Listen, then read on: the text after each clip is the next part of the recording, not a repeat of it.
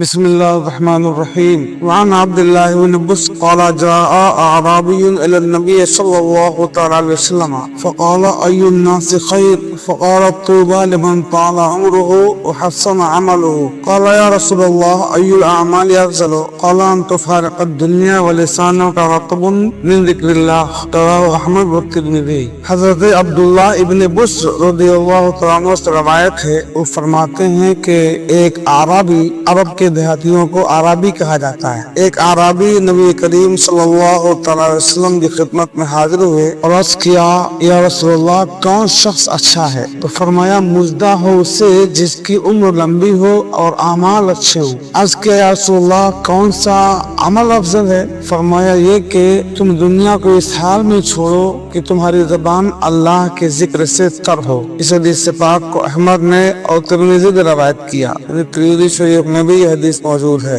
حضرت گرامی، اس حدیث کے راوی حضرت عبداللہ ابن بسر، یہ صحابی رسول ہیں، اور آپ کے والد بسر یہ بھی صحابی ہیں، آپ کے بھائی عطیہ اور آپ کی بہن صحا یہ تمام صحابی ہیں۔ یہ سب کے سب ایک ساتھ اللہ کے نبی صلی اللہ علیہ وسلم کی بارگاہ میں حاضر ہوئے۔ اللہ کے نبی صلی اللہ علیہ وسلم نے انہیں کھانا کھلایا اور ان کے لیے دعائے خیر فرمائی۔ ملک شام میں حضرت عبداللہ ابن بسر ملک شام کے سب سے آخری صحابی ہیں۔ حدیث پاک کا مفہوم واضح ہے۔ حضرت عبداللہ فرماتے ہیں کہ ایک عربی، ایک دیہاتی اللہ کے نبی صلی اللہ علیہ وسلم کی بارگاہ میں حاضر ہوئے اور سوال کیا یا رسول اللہ لوگوں میں سب سے اچھا آدمی کون ہے؟ تو اللہ کے نبی صلی اللہ علیہ وسلم نے فرمایا خوشخبری ہے اس سے جس کی عمر لمبی ہو اور اعمال اچھے ہوں، یعنی اچھا آدمی وہ ہے جسے اللہ تعالیٰ عمر طویل عطا فرمائے اور اس عمر طویل کو وہ اعمال حسنہ میں لگائے اور برائیوں سے بچا رہے، عبادتوں میں، ریاضتوں میں، اللہ کے ذکر میں، اللہ کے فکر میں، نماز میں، روزے میں، تلاوت قرآن میں، اور بڑوں کا ادب و احترام کرنے میں، ماں باپ کی خدمت میں، اپنے اساتذہ کے ادب و احترام میں، جس کی زندگی لگی ہو، عمر لمبی ہو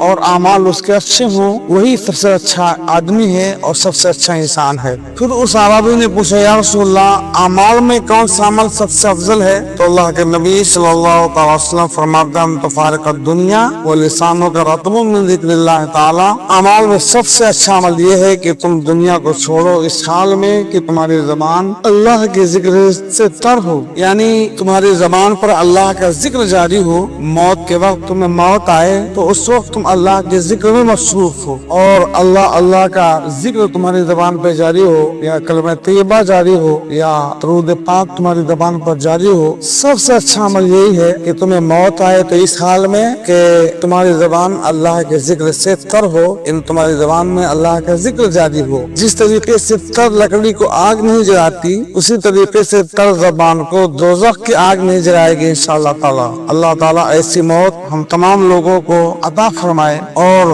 اللہ کے نبی صلی اللہ علیہ وسلم ایک حدیث میں فرماتے ہیں کہ ہر خشک و تر چیزوں کے پاس اللہ کا ذکر کیا کرو، فاذکروا اللہ عند کل شجر وحجر۔ ہر خشک، ہر سوکھی اور ہر تر یعنی گیلی چیز کے پاس سے جب گزرو تو اللہ کا ذکر کر لیا کرو تاکہ یہ چیزیں تمہارے ایمان کی گواہ ہو جائیں۔ جن جن چیزوں کے سامنے تم اللہ کا ذکر کرو گے، کلمہ طیبہ پڑھو گے، اللہ کا ورد کرو گے، درود پاک پڑھو گے، یہ تمام اشیاء قیامت کے دن تمہاری گواہ ہو جائیں گی۔ اللہ تعالیٰ ہمیں اپنے ذکر کی توفیق عطا فرمائے اور یہ حالت کہ ہم دنیا سے رخصت ہو رہے ہوں اور ہماری زبان پر اللہ کا ذکر جاری ہو، یہ اسی وقت نصیب ہوگا جب زندگی میں ہم اللہ کے ذکر کی عادت بنا لیں اور ہماری صبح و شام، ہمارے دن، ہماری راتیں اللہ کے ذکر میں گزریں۔ جب کوئی اپنی عادت بنا لیتا ہے تو انشاءاللہ تعالیٰ اسی عادت پر اس کی موت ہوتی ہے۔ ذکر کرنے کی جس کی عادت ہوتی ہے تو جب مرے گا بھی تو ذکر ہی کرتے ہوئے انشاءاللہ اس کو موت آئے گی، اور اگر